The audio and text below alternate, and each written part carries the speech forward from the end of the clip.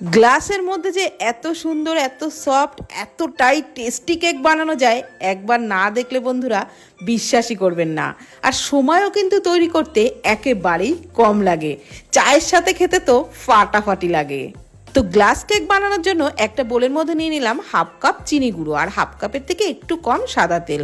চিনি আর সাদা তেল খুব ভালো করে ফেটিয়ে নিলাম। দিয়ে দিলাম 1 কাপ ময়দা, হাফ কাপ সুজি, সামান্য একটু লবণ আর 1 কাপ দুধ। সমস্ত কিছু খুব ভালো করে ফেটিয়ে ঢাকনা চাপা দিয়ে 5 মিনিটের জন্য রেস্টে রেখেছিলাম। 5 মিনিট পর আবারও একটু ফেটিয়ে নিয়ে দিয়ে দিলাম ওর মধ্যে কাজু কিশমিশ কুচি। ভালোভাবে মিশিয়ে নেওয়ার পর দিয়ে দিলাম ছোট 1 চামচ বেকিং পাউডার আর খুব সামান্য একটু বেকিং সোডা। অল্প দুধ দিয়ে সমস্ত কিছু ভালো করে মিশিয়ে ঠিক এই রকম ঘনত্বের ব্যাটারটা তৈরি করে নিলাম।